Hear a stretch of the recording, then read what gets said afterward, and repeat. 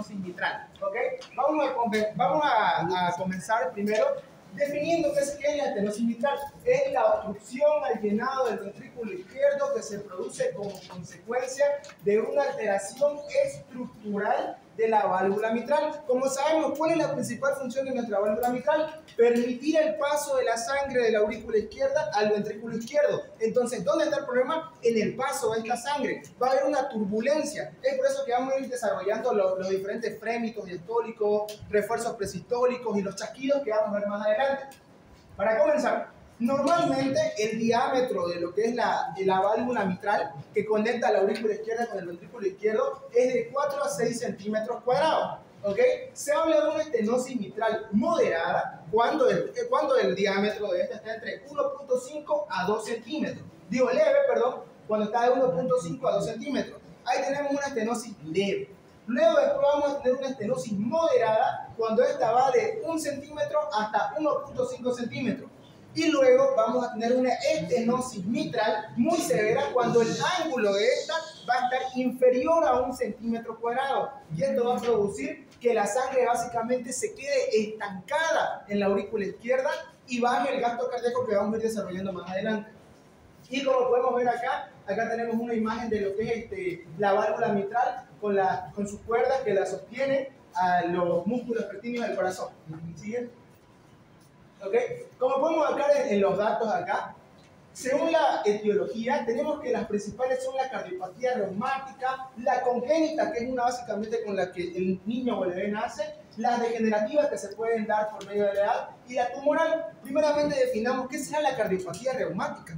La cardiopatía reumática básicamente se va a deber al Streptococcus pyogenes o beta hemolítico del grupo A, que es el Streptococcus pyogenes, que causa lo que es la fiebre reumática. A consecuencia de una fiebre reumática mal curada, vamos a tener lo que es una enfermedad autoinmune. En esta enfermedad autoinmune, básicamente, nuestros anticuerpos de nosotros confunden a la matriz del endocardio, del músculo cardíaco, con la bacteria. ¿Y esto qué causa? Que causa que nuestros propios anticuerpos estén destruyendo lo que es la válvula mitral. Es por eso que esta cardiopatía reumática es más que todo una enfermedad autoinmune, en la cual está producida por el ya hecho Streptococcus pyogenes del grupo A o beta hemolítico, el cual va a dar lo que es la cardiopatía reumática, que va a ser a causa de una fiebre reumática mal curada. Luego, como dijimos, tenemos las congénitas, que estas congénitas se van a dar más que todo en el nacimiento, las degenerativas por medio de la edad, ya que con medio de la edad se van a ir estenosando estas válvulas fisiológicamente, y luego tenemos lo que es la tumoral, que son unas masas que van a evitar el paso de la sangre de la aurícula al ventrículo izquierdo. Y luego, epidemiológicamente, vamos a tener que 2/3 de los casos afectan más a las mujeres que a los hombres. ¿Esto qué quiere decir? Que las mujeres tienen una mayor predisponencia a sufrir estenosis mitral que los hombres. Luego, el 25% está asociada a estenosis mitral pura. ¿A qué nos referimos con estenosis mitral pura? A esto me refiero básicamente a que la enfermedad se debe únicamente a la estenosis mitral. No hay ninguna enfermedad asociada que evite estenosis. En cambio, el 40% de los casos, gracias a la insuficiencia mitral, la cual ya nos expuso Rolando y estuvo muy bien expuesta, gracias a la insuficiencia mitral se da recién la estenosis mitral. Gracias a la insuficiencia se da la estenosis. Es por eso que el 40% de los casos se da gracias a la insuficiencia. Y un 25% de los casos se da únicamente, o sea, no hay insuficiencia mitral. Simplemente se saltó esa etapa y directamente a una estenosis mitral.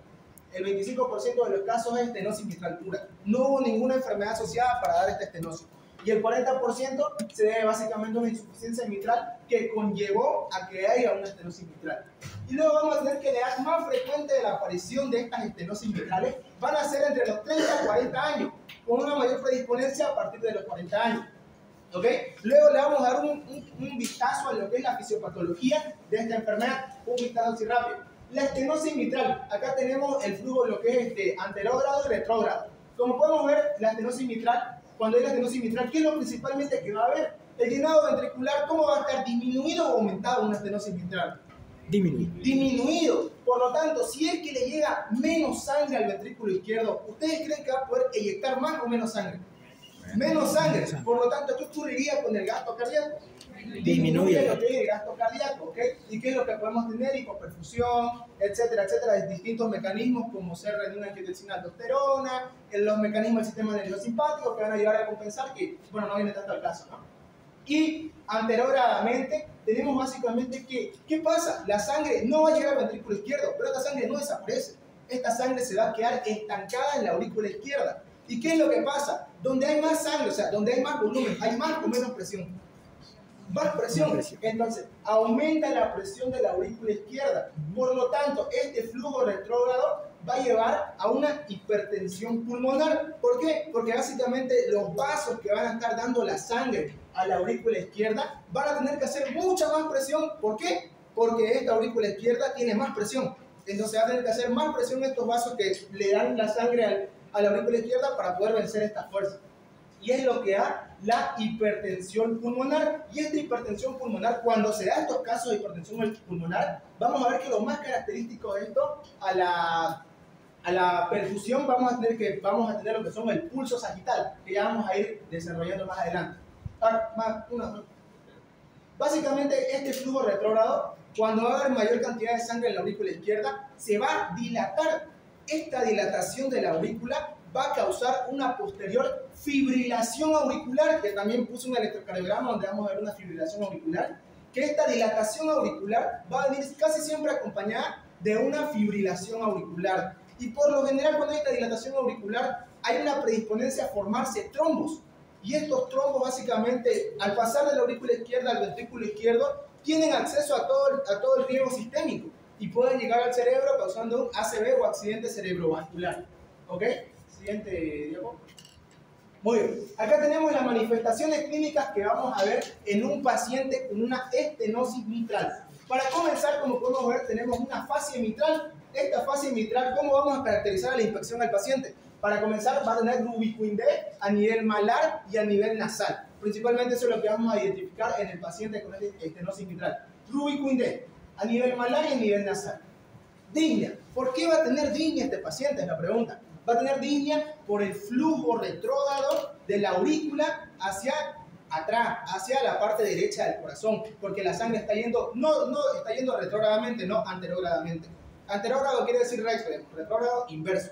Entonces el flujo está yendo retrógradamente de nuevo a la parte derecha del corazón, y es por eso que se produce disnea. Ahora, ¿por qué se da la hemóptisis?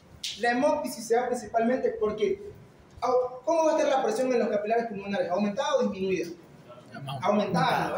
Por lo tanto, como va a haber tanta presión en estos capilares pulmonares, va a llegar un punto donde estos van a sufrir ruptura y se van a romper. Y al romperse, ¿qué van a liberar? Sangre y van a causar lo que es la hemóptisis. ¿Por qué? Por aumento de las presiones de los capilares pulmonares.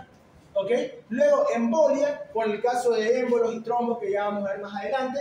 Y luego vamos a ver las palpitaciones. ¿Por qué palpitaciones? Porque básicamente cuando la sangre se queda estancada en la aurícula izquierda, ¿qué causa? Que ésta se dilate. Y al dilatarse esta aurícula izquierda, básicamente va a sufrir mecanismos compensatorios en los cuales el sistema de conducción se va a tratar de adaptar y va a causar nuevas arritmias. Va a causar lo que son las palpitaciones. ¿Ok? Luego vamos a tener la fatiga e imposibilidad al esfuerzo. ¿Por qué? Porque si baja el gasto cardíaco, va a llegar menos cantidad de sangre a todas las partes del cuerpo y por lo tanto se va a ver limitado a poder realizar actividades cotidianas como subir las escaleras, tal vez practicar algún deporte, etc. Entonces va a estar fatigado y va a tener imposibilidad del esfuerzo. Ahora, ¿por qué edema, hepatomegalia, derrame pleural y ascitis? Básicamente estas cuatro de acá son patologías secundarias a una insuficiencia cardíaca derecha. ¿Okay? Como va a haber una hipertensión pulmonar, esta tiene gran predisponencia a afectar a la parte derecha del corazón. Y cuando se afecta a la parte derecha del corazón, vamos a tener estas cosas acá, que son hepatomegalia, derrame pleural, ascitis, que va a ser una cantidad de líquido seroso en la cavidad peritoneal, y edema. Y luego vamos a tener disfonía o signo de Ortner. ¿Por qué se da esta disfonía o signo de Ortner? Porque cuando se dilata la aurícula, esta va a poder estrechar a lo que es el nervio laríngeo. Básicamente se está dilatando la aurícula, está creciendo y va a estar apretando al nervio laríngeo. Y al apretar al nervio laríngeo vamos a tener este signo de Ortner. ¿Ok? Luego, ¿por qué tenemos disfagia? Esta disfagia la vamos a tener a causa de que también como se está dilatando esta aurícula va a poder hacer presión sobre el esófago. Y luego vamos a tener colapso pulmonar izquierdo. ¿Por qué se hace este colapso pulmonar izquierdo? Porque básicamente tenemos los dos bronquios, ¿no? Cuando la aurícula izquierda se está dilatando, por lo general, el bronquio izquierdo es oblicuo. Por lo general, el bronquio izquierdo es oblicuo. Y el bronquio derecho es como que más vertical. Más vertical. Entonces, como va creciendo, se va a ir dilatando la aurícula izquierda, en vez de hacer en su forma oblicua normal del bronquio, se va a ir horizontalizando. Se va a ir horizontalizando. Ya no va a estar oblicuo, va a estar más horizontal. Por lo tanto, nos puede dar un colapso. Colapso pulmonar izquierdo. ¿Ya? Eso puede dar un colapso pulmonar izquierdo. ¿Por qué? Porque normalmente el bronquio izquierdo va a estar más oblicuo y el bronquio derecho va a estar más vertical. Y cuando se está dilatando esta aurícula izquierda, en vez de hacerlo oblicuo, que es de esta forma, lo va a ir horizontalizando. Y esta horizontalización del bronquio izquierdo va a dar colapso pulmonar izquierdo a causa de la dilatación auricular izquierda. ¿Ok? Luego, lo que es la palpación, vamos a ver que el pulso arterial puede estar normal o puede ser que la amplitud esté disminuida. ¿Ok?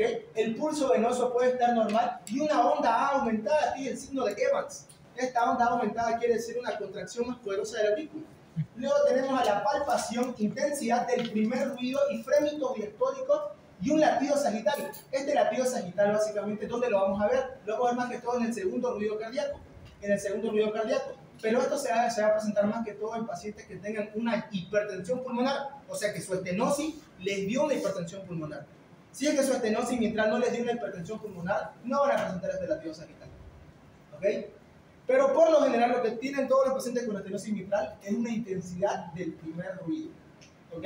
Luego la auscultación, vamos a escuchar retumbos, soplos diastólicos con refuerzo presistólico, una R1 fuerte y un chasquido de apertura después del R2. Esto quiere decir, después de que se hayan cerrado las válvulas sigmoideas, cuando se vuelvan a abrir estas válvulas, se va a escuchar un chasquido de apertura, después de que se hayan cerrado las válvulas sigmoideas.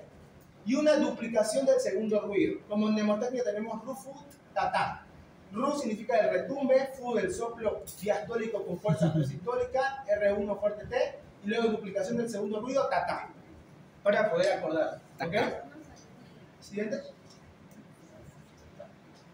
No, ese es el siguiente. Ya, acá podemos ver un electrocardiograma de un paciente con una estenosis mitral. Como podemos ver, ¿qué es lo más característico? Principalmente nos tenemos que dirigir a la derivación de Do. En la derivación de Do se ve más notorio que hay la onda P, va a estar más prominente la onda P. Y vamos a ver en B1 una onda P bimodal. Una onda P bimodal. Y aquí vamos a ver una onda P más pronunciada, básicamente. La contracción va a estar aumentada. Y acá en el B1 vamos a ver una onda P bimodal. Y acá en este B4 que vemos acá estamos viendo una fibrilación auricular. Estas dos de acá no la van a ver en caso de que este paciente ya no esté dilatada su aurícula, ahora esté fibrilada. Si es que ya está fibrilada su aurícula del paciente, básicamente vamos a ver este electrocardiograma, que es propio de una fibrilación auricular. ¿Okay? Como pueden ver, se ve la onda T y el complejo QRS. Fíjense, pero no hay onda P. Complejo QRS, onda T, repolarización ventricular, pero no hay onda P. Complejo QRS, onda T, pero no hay onda P. No hay la onda P. ¿Ok? Entonces, lo principalmente es que vamos a ver una fibrilación auricular. Y en D2, como podemos ver, tenemos una onda P más prominente. Y en B1, una onda P bimodal. ¿Ok? Siguiente ya, por favor. Ahora, a lo que vemos una radiografía de tórax, básicamente, vamos a ver que normalmente tenemos que encontrar 4 arcos, que es el arco aórtico, el arco pulmonar y el 3 arcos, perdón, y el arco del ventrículo izquierdo. Ahora, ¿qué es lo que vamos a ver principalmente? La apreciación de un cuarto arco, que es el arco de la aurícula izquierda. ¿Por qué se da este cuarto arco? Porque fíjense, está ahí así un arco, segundo arco, y este arco de acá nuevo, que se da por la estenosis mitral. ¿Por qué? Porque esta aurícula izquierda ha crecido, se ha estenosado, se ha dilatado. Entonces se va a apreciar un cuarto arco, que es el arco de la aurícula izquierda. Y luego tenemos el arco del ventrículo izquierdo, que es normal. Ahora, ¿qué es lo que pasa si progresa esta estenosis mitral? Ya no afecta al corazón izquierdo, ahora va a afectar al corazón derecho. Entonces, por lo tanto, si afecta al corazón derecho, va a haber una hipertrofia del ventrículo derecho, y por lo tanto vamos a ver que esta parte derecha de acá va a estar hipertrofiada. ¿Ok? Y si lo vemos así, también tenemos lo que es la hipertensión venocapilar. ¿Ok? Y luego podemos ver la imagen de los 4 arcos. Esto es lo principal que podemos ver. ¿Ok? También se va a ver En la radiografía también vamos a poder ver que el bronquio izquierdo ya no va a estar oblicuo, va a estar horizontalizado. ¿Ok? Siguiente diapositiva. Aquí podemos ver un video, no sé si se escucha, que es como los sonidos de un paciente con estenosis mitral. No se escucha. ¿No hay volumen? ¿No se escucha? En el diastólico, ¿no? Soplo diastólico. ¿El Chesky. anterior no se escucha? Pero vuelvo a sacar un poco. Sí, no va a salir. ¿Es allá? Ahí está el control. ¿Cuál es la misma que?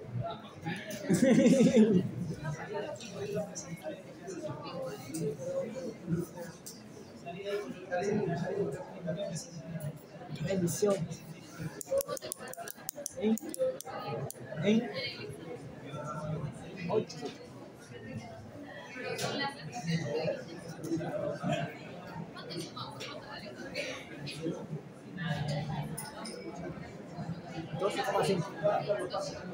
Todo.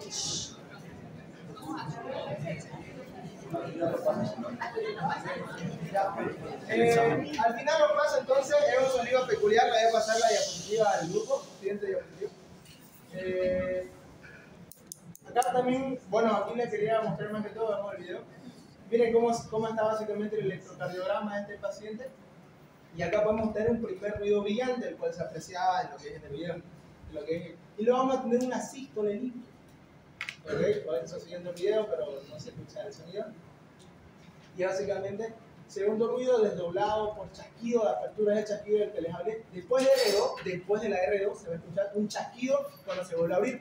¿Okay? Y el soplo diastólico, que es como un retumbo, que es lo que ya vimos en la diapositiva igual, el retumbo. Y luego un reforzamiento que es presistólico de soplo. Y luego un reforzamiento presistólico de soplo que podríamos apreciar si estuviera sonido. ¿Okay? Y también podemos hablar de las distintas maniobras, pero eso es todo más de ahí. Espero que les haya gustado y gracias por estar.